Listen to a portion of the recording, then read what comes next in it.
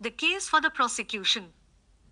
The trial of John Cavendish for the murder of his stepmother took place 2 months later. Of the intervening weeks, I will say little, but my admiration and sympathy went out unfeignedly to Mary Cavendish. She ranged herself passionately on her husband's side, scorning the mere idea of his guilt, and fought for him tooth and nail. I expressed my admiration to Poirot, and he nodded thoughtfully. Yes, she is of those women who show at their best in adversity.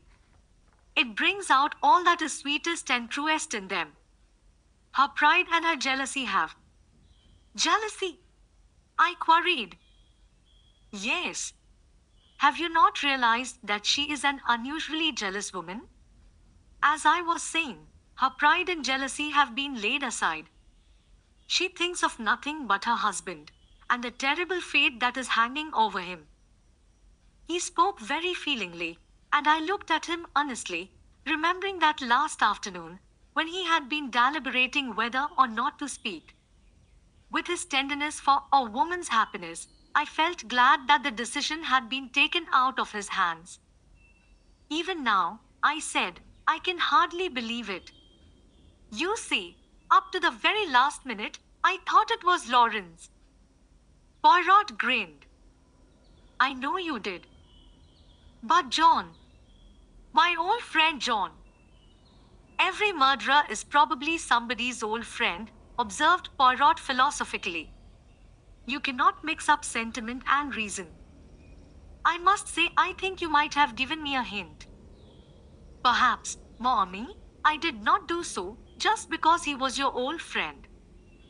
I was rather disconcerted by this, remembering how I had busily passed on to John what I believed to be Poirot's views concerning Borstein. He, by the way, had been acquitted of the charge brought against him. Nevertheless, although he had been too clever for them this time, and the charge of espionage could not be brought home to him, his wings were pretty well clipped for the future. I asked Poirot whether he thought John would be condemned. To my intense surprise, he replied that, on the contrary, he was extremely likely to be acquitted. But, Poirot, I protested. Oh, my friend, have I not said to you all along that I have no proofs? It is one thing to know that a man is guilty, it is quite another matter to prove him so. And, in this case, there is terribly little evidence. That is the whole trouble. Hercule Poirot, no, but I lack the last link in my chain. And unless I can find that missing link, he shook his head gravely. When did you first suspect John Cavendish? I asked, after a minute or two. Did you not suspect him at all? No, indeed. Not after that fragment of conversation you overheard between Mrs. Cavendish and her mother-in-law, and her subsequent lack of frankness at the inquest. No. Did you not put two and two together, and reflect that if it was not Alfred Inglethorpe who was quarrelling with his wife, and you remember, he strenuously denied it at the inquest, it must be either Lawrence or John. Now, if it was Lawrence, Mary Cavendish's conduct was just as inexplicable. But if, on the other hand, it was John, the whole thing was explained quite naturally. So, I cried, a light breaking in upon me, it was John who quarreled with his mother that afternoon? Exactly. And you have known this all along? Certainly. Mrs. Cavendish's behavior could only be explained that way. And yet you say he may be acquitted? Poirot shrugged his shoulders. Certainly I do. At the police court proceedings, we shall hear the case for the prosecution, but in all probability his solicitors will advise him to reserve his defense. That will be sprung upon us at the trial. And, by the way, I have a word of caution to give you, my friend. I must not appear in the case. What? No. Officially, I have nothing to do with it. Until I have found that last link in my chain, I must remain behind the scenes. Mrs. Cavendish must think I am working for her husband, not against him. I say, that's playing it a bit low down, I protested. Not at all. We have to deal with the most clever and unscrupulous man, and we must use any means in our power, otherwise he will slip through our fingers. That is why I have been careful to remain in the background. All the discoveries have been made by Jap, and Jap will take all the credit. If I am called upon to give evidence at all, he smiled broadly, it will probably be as a witness for the defense. I could hardly believe my ears.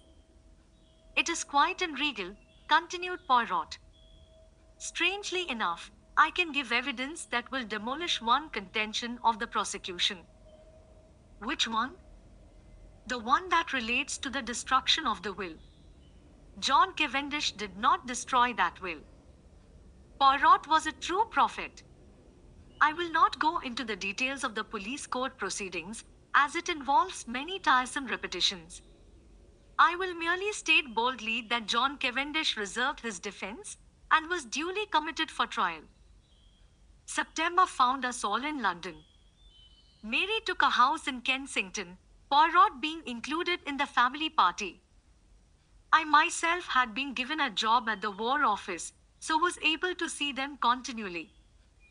As the weeks went by, the state of Poirot's nerves grew worse and worse. That last link he talked about was still lacking.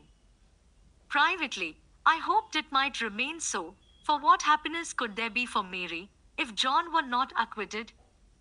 On 15 September, John Cavendish appeared in the dock at the Old Bailey, charged with the wilful murder of Emily Agnes Inglethorpe, and pleaded not guilty. Sir Ernest Heavyweather, the famous Casey, had been engaged to defend him. Mr. Phillips, Casey, opened the case for the Crown. The murder, he said, was a most premeditated and cold-blooded one. It was neither more nor less than the deliberate poisoning of a fond and trusting woman by the stepson to whom she had been more than a mother. Ever since his boyhood, she had supported him. He and his wife had lived at Styles Court in every luxury, surrounded by her care and attention. She had been their kind and generous benefactress. He proposed to call witnesses to show how the prisoner, a profligate and spendthrift, had been at the end of his financial tether, and had also been carrying on an intrigue with a certain Mrs. Rakes, a neighboring farmer's wife. This having come to his stepmother's ears, she taxed him with it on the afternoon before her death, and a quarrel ensued, part of which was overheard. On the previous day, the prisoner had purchased strychnine at the village chemist's shop, wearing a disguise by means of which he hoped to throw the onus of the crime upon another man, to wit, Mrs. Inglethorpe's husband, of whom he had been bitterly jealous. Luckily for Mr. Inglethorpe, he had been able to produce an unimpeachable alibi. On the afternoon of 17th July, continued counsel, immediately after the quarrel with her son, Mrs. Inglethorpe made a new will. This will was found destroyed in the grate of her bedroom the following morning, but evidence had come to light which showed that it had been drawn up in favor of her husband. Deceased had already made a will in his favor before her marriage, but, and Mr. Phillips wagged an expressive forefinger, the prisoner was not aware of that. What had induced the deceased to make a fresh will, with the old one still extant, he could not say. She was an old lady, and might possibly have forgotten the former one, or, this seemed to him more likely, she may have had an idea that it was revoked by her marriage, as there had been some conversation on the subject. Ladies were not always very well versed in legal knowledge. She had, about a year before, executed a will in favor of the prisoner. He would call evidence to show that it was the prisoner who ultimately handed his stepmother her coffee on the fatal night. Later in the evening, he had sought admission to her room, on which occasion, no doubt, he found an opportunity of destroying the will which, as far as he knew, would render the one in his favor valid. The prisoner had been arrested in consequence of the discovery, in his room, by Detective Inspector Japp, a most brilliant officer, of the identical file of strychnine which had been sold at the village chemist's to the supposed Mr. Inglethorpe on the day before the murder. It would be for the jury to decide whether or not these damning facts constituted an overwhelming proof of the prisoner's guilt. And, subtly implying that a jury which did not so decide was quite unthinkable, Mr. Phillips sat down and wiped his forehead. The first witnesses for the prosecution were mostly those who had been called at the inquest, the medical evidence being again taken first. Sir Ernest Heavyweather, who was famous all over England for the unscrupulous manner in which he bullied witnesses, only asked 2 questions. I take it, Dr. Bosteen, that strychnine, as a drug, acts quickly? Yes. And that you are unable to account for the delay in this case? Yes. Thank you. Mr. Mick identified the file handed him by counsel as that sold by him to Mr. Inglethorpe. Pressed, he admitted that he only knew Mr. Inglethorpe by sight. He had never spoken to him. The witness was not cross-examined. Alfred Inglethorpe was called and denied having purchased the poison. He also denied having quarreled with his wife. Various witnesses testified to the accuracy of these statements. The gardener's evidence as to the witnessing of the will was taken, and then Dorcas was called. Dorcas, faithful to her young gentleman, denied strenuously that it could have been John's voice she heard, and resolutely declared, in the teeth of everything, that it was Mr. Inglethorpe who had been in the boudoir with her mistress. A rather wistful smile passed across the face of the prisoner in the dock. He knew only too well how useless her gallant defiance was, since it was not the object of the defense to deny this point. Mrs. Cavendish, of course, could not be called upon to give evidence against her husband. After various questions on other matters, Mr. Phillips asked, in the month of June last, do you remember a parcel arriving for Mr. Lawrence Cavendish from Parkson's? Dorcas shook her head. I don't remember, sir. It may have done, but Mr. Lawrence was away from home part of June. In the event of a parcel arriving for him whilst he was away, what would be done with it? It would either be put in his room or sent on after him. By you? No, sir. I should leave it on the hall table. It would be Miss Howard who would attend to anything like that. Evelyn Howard was called and, after being examined on other points, was questioned as to the parcel. Don't remember. Lots of parcels come. Can't remember one special one.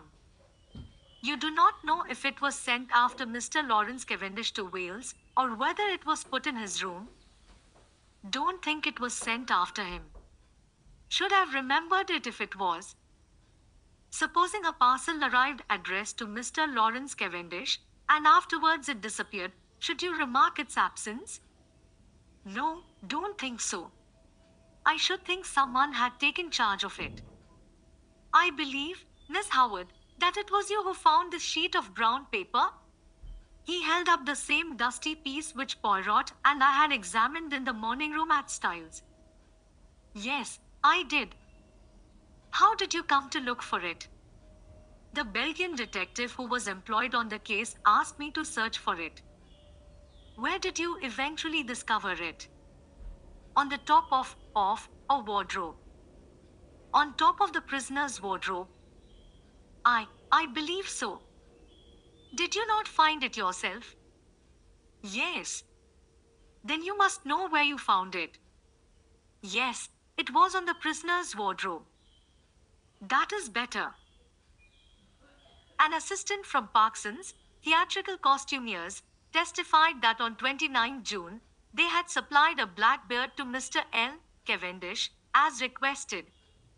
It was ordered by letter, and a postal order was enclosed. No, they had not kept the letter. All transactions were entered in their books. They had sent the beard, as directed, to L. Cavendish, Esq., Styles Court. Sir Ernest Heavyweather rose ponderously. Where was the letter written from? From Styles Court. The same address to which you sent the parcel? Yes. And the letter came from there? Yes. Like a beast of prey, heavy weather fell upon him. How do you know? I don't understand.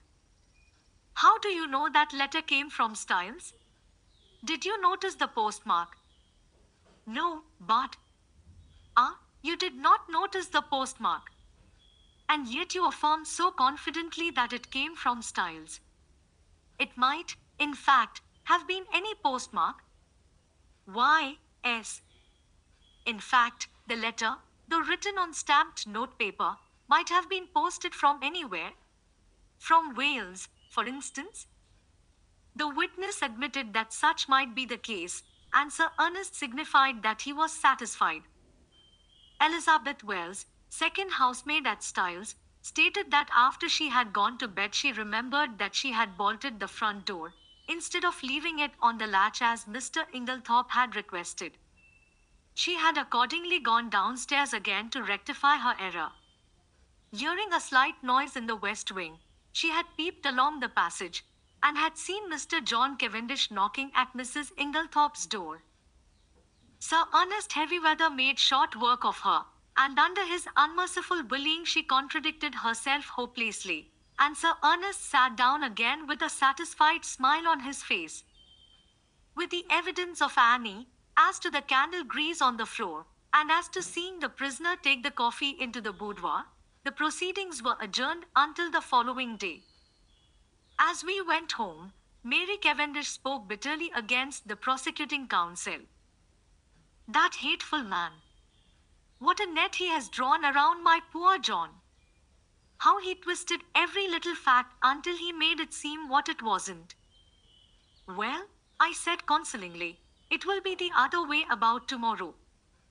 Yes, she said meditatively, then suddenly dropped her voice. Mr. Hastings, you do not think, surely it could not have been Lawrence. Oh, no, that could not be. But I myself was puzzled, and as soon as I was alone with Poirot I asked him what he thought Sir Ernest was driving at. Said Poirot appreciatively. He is a clever man, that Sir Ernest. Do you think he believes Lawrence guilty? I do not think he believes or cares anything. No, what he is trying for is to create such confusion in the minds of the jury that they are divided in their opinion as to which brother did it. He is endeavoring to make out that there is quite as much evidence against Lawrence as against John, and I am not at all sure that he will not succeed. Detective Inspector Japp was the first witness called when the trial was reopened, and gave his evidence succinctly and briefly. After relating the earlier events, he proceeded. Acting on information received, Superintendent Sumberhai and myself searched the prisoner's room during his temporary absence from the house. In his chest of drawers, hidden beneath some underclothing, we found, first, a pair of gold-rimmed pince-nez similar to those worn by Mr. Inglethorpe. These were exhibited. Secondly, this file. The file was that already recognized by the chemist's assistant, a tiny bottle of blue glass, containing a few grains of a white crystalline powder, and labeled, strychnine hydrochloride. Poison. A fresh piece of evidence discovered by the detectives since the police court proceedings was a long, almost new piece of blotting paper. It had been found in Mrs. Inglethorpe's checkbook, and on being reversed at a mirror, showed clearly the words, "Everything of which I die possessed I leave to my beloved husband Alfred Ing." This placed beyond question the fact that the destroyed will had been in favor of the deceased lady's husband. Japp then produced the charred fragment of paper recovered from the grate, and this, with the discovery of the beard in the attic, completed his evidence. But Sir Ernest's cross-examination was yet to come. What day was it when you searched the prisoner's room? Tuesday, the 24th of July. Exactly a week after the tragedy. Yes. You found these two objects, you say, in the chest of drawers.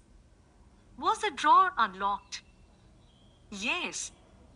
Does it not strike you as unlikely that a man who had committed a crime should keep the evidence of it in an unlocked drawer for anyone to find? He might have stored them there in a hurry. But you have just said it was a whole week since the crime. He would have had ample time to remove them and destroy them. Perhaps. There is no perhaps about it. Would he, or would he not have had plenty of time to remove and destroy them? Yes. Was a pile of underclothes under which the things were hidden heavy or light? Heavy-ish. In other words, it was winter underclothing. Obviously, the prisoner would not be likely to go to that drawer. Perhaps not. Kindly answer my question. Would the prisoner, in the hottest week of a hot summer, be likely to go to a drawer containing winter underclothing? Yes or no? No. In that case, is it not possible that the articles in question might have been put there by a third person, and that the prisoner was quite unaware of their presence? I should not think it likely. But it is possible? Yes. That is all. More evidence followed. Evidence as to the financial difficulties in which the prisoner had found himself at the end of July. Evidence as to his intrigue with Mrs. Raikes, poor Mary. That must have been bitter hearing for a woman of her pride. Evelyn Howard had been right in her facts, though her animosity against Alfred Inglethorpe had caused her to jump to the conclusion that he was the person concerned. Lawrence Cavendish was then put into the box. In a low voice, in answer to Mr. Phillips' questions, he denied having ordered anything from Parsons in June. In fact, on 29 June, he had been staying away, in Wales. Instantly, Sir Ernest's chin was shooting pugnaciously forward. You deny having ordered a black beard from Parsons on 29 June? I do. Ah. In the event of anything happening to your brother, who will inherit Styles' coat? The brutality of the question called a flush to Lawrence's pale face. The judge gave vent to a faint murmur of disapprobation, and the prisoner in the dock leant forward angrily. Heavyweather cared nothing for his client's anger. Answer my question, if you please. I suppose, said Lawrence quietly, that I should. What do you mean by you suppose? Your brother has no children. You would inherit it, wouldn't you? Yes. Ah, that's better, said Heavyweather, with ferocious geniality. And you'd inherit a good slice of money too, wouldn't you? Really, Sir Ernest, protested the judge, these questions are not relevant. Sir Ernest bowed, and having shot his arrow proceeded. On Tuesday, the 17th July, you went, I believe, with another guest, to visit the dispensary at the Red Cross Hospital in Tadminster? Yes. Did you, while you happened to be alone for a few seconds, unlock the poison cupboard and examine some of the bottles? May have done so. I put it to you that you did do so? Yes. Sir Ernest fairly shot the next question at him. Did you examine one bottle in particular? No, I do not think so. Be careful, Mr. Cavendish. I am referring to a little bottle of hydrochloride of strychnine. Lawrence was turning a sickly greenish color. No, I am sure I didn't. Then how do you account for the fact that you left the unmistakable impress of your fingerprints on it? The bullying manner was highly efficacious with a nervous disposition. I suppose I must have taken up the bottle. I suppose so too. Did you abstract any of the contents of the bottle? Certainly not. Then why did you take it up? I once studied to be a doctor. Such things naturally interest me. Ah, so poisons naturally interest you, do they? Still, you waited to be alone before gratifying that interest of yours. That was pure chance. If the others had been there, I should have done just the same. Still, as it happens, the others were not there. No, but in fact, during the whole afternoon, you were only alone for a couple of minutes, and it happened, I say, it happened, to be during those 2 minutes that you displayed your natural interest in hydrochloride of strychnine. Lawrence stammered pitiably. I. With a satisfied and expressive countenance, Sir Ernest observed. I have nothing more to ask you, Mr. Cavendish. This bit of cross-examination had caused great excitement in court. The heads of the many fashionably attired women present were busily laid together, and their whispers became so loud that the judge angrily threatened to have the court cleared if there was not immediate silence. There was little more evidence. The handwriting experts were called upon for their opinion of the signature of Alfred Inglethorpe in the chemist's poison register. They all declared unanimously that it was certainly not his handwriting, and gave it as their view that it might be that of the prisoner disguised. Cross-examined, they admitted that it might be the prisoner's handwriting cleverly counterfeited. Sir Ernest Heavyweather's speech in opening the case for the defense was not a long one, but it was backed by the full force of his emphatic manner. Never, he said, in the course of his long experience, had he known a charge of murder rest on slighter evidence. Not only was it entirely circumstantial, but the greater part of it was practically unproved. Let them take the testimony they had heard and sift it impartially. The strychnine had been found in a drawer in the prisoner's room. That drawer was an unlocked one, as he had pointed out, and he submitted that there was no evidence to prove that it was the prisoner who had concealed the poison there. It was, in fact, a wicked and malicious attempt on the part of some third person to fix the crime on the prisoner. The prosecution had been unable to produce a shred of evidence in support of their contention that it was the prisoner who ordered the black beard from Parsons.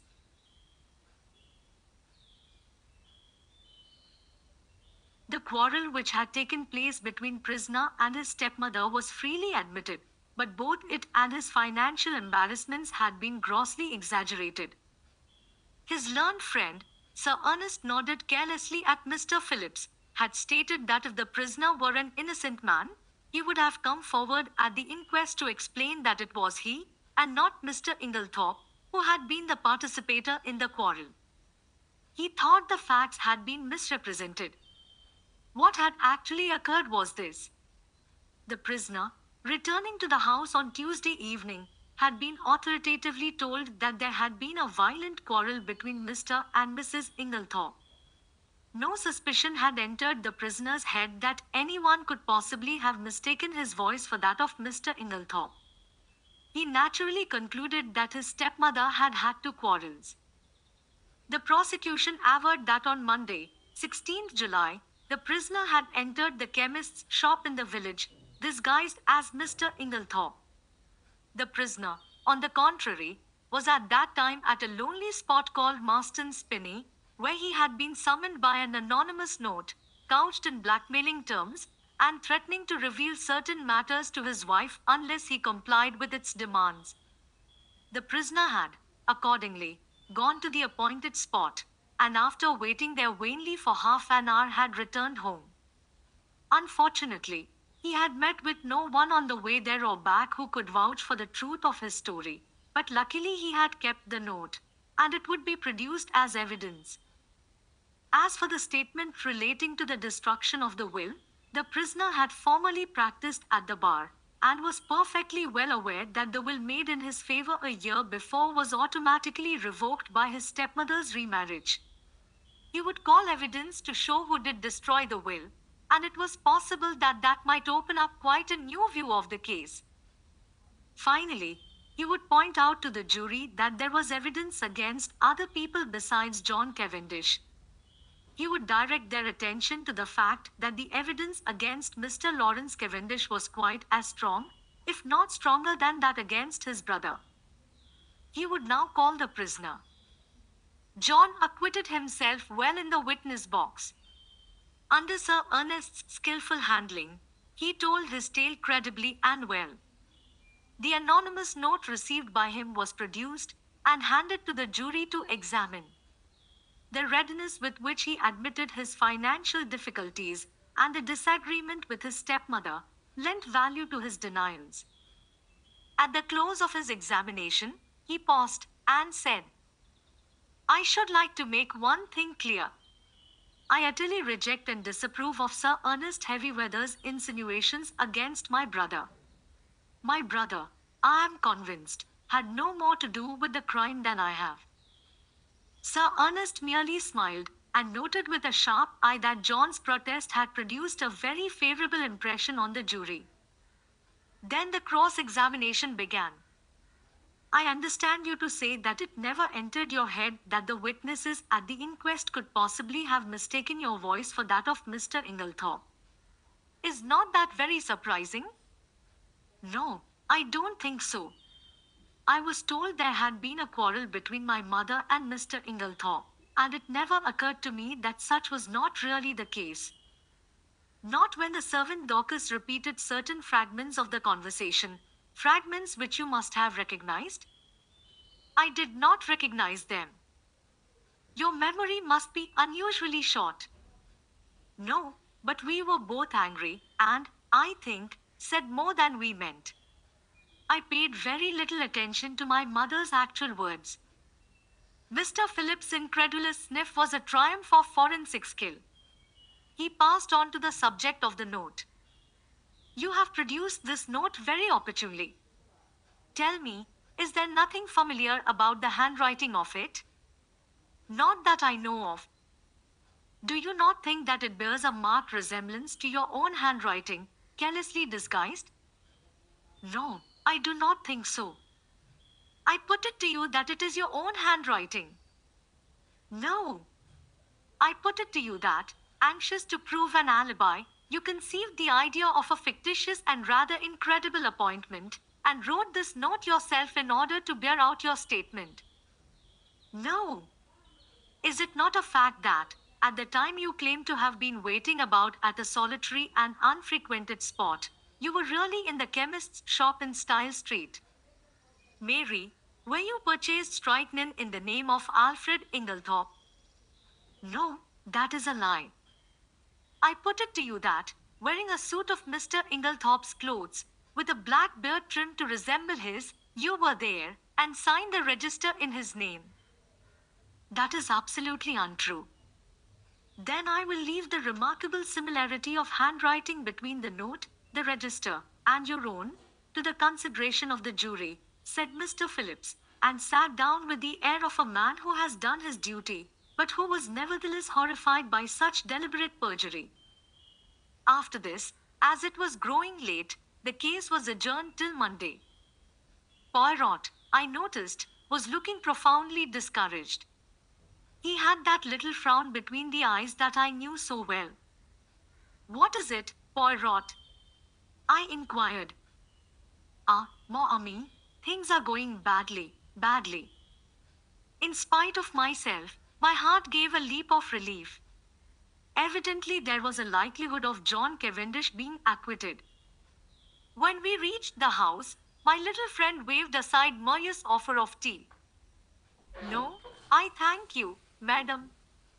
I will mount to my room." I followed him. Still frowning, he went across to the desk and took out a small pack of patience cards. Then he drew up a chair to the table and, to my utter amazement, began solemnly to build card houses. My jaw dropped involuntarily, and he said at once, "No, mon ami, I am not in my second childhood. I steady my nerves, that is all. This employment requires precision of the fingers. With precision of the fingers goes precision of the brain. And never have I needed that more than now." "What is the trouble?" I asked. With a great thump on the table, Poirot demolished his carefully built-up edifice. "It is this, mon ami, that I can build card houses 7 stories high, but I cannot find that last link of which I spoke to you. I could not quite tell what to say, so I held my peace, and he began slowly building up the cards again, speaking in jerks as he did so. It is done, so, by placing one card on another with mathematical precision. I watched the card house rising under his hands, story by story. He never hesitated or faltered. It was really almost like a conjuring trick. What a steady hand you have got, I remarked. I believe I have only seen your hand shake once. On an occasion when I was enraged, without doubt, observed Poirot, with great placidity. Yes, indeed. You were in a towering rage. Do you remember? It was when you discovered that the lock of the dispatch case in Mrs. Inglethorpe's bedroom had been forced. You stood by the mantelpiece, twiddling the things on it in your usual fashion, and your hand shook like a leaf. I must say. But I stopped suddenly. For Poirot, uttering a hoarse and inarticulate cry, again annihilated his masterpiece of cards, and putting his hands over his eyes swayed backwards and forwards, apparently suffering the keenest agony. Good heavens, Poirot! I cried. What is the matter? Are you taken ill? No, no, he gasped. It is that I have an idea. Oh, I exclaimed, much relieved. One of your little ideas? Ah, ma foi, no, replied Poirot frankly. This time it is an idea gigantic. Stupendous. And you, my friend, have given it to me. Suddenly clasping me in his arms, he kissed me warmly on both cheeks, and before I had recovered from my surprise ran headlong from the room. Mary Cavendish entered at that moment. What is the matter with Monsieur Poirot? He rushed past me crying out, a garage. For the love of heaven, direct me to a garage, madam. And, before I could answer, he had dashed out into the street. I hurried to the window. True enough, there he was, tearing down the street, hatless, and gesticulating as he went. I turned to Mary with a gesture of despair. He'll be stopped by a policeman in another minute. There he goes, round the corner. Our eyes met, and we stared helplessly at one another. What can be the matter? I shook my head. I don't know. He was building card houses, when suddenly he said he had an idea, and rushed off as you saw. Well, said Mary, I expect he will be back before dinner. But night fell, and Poirot had not returned.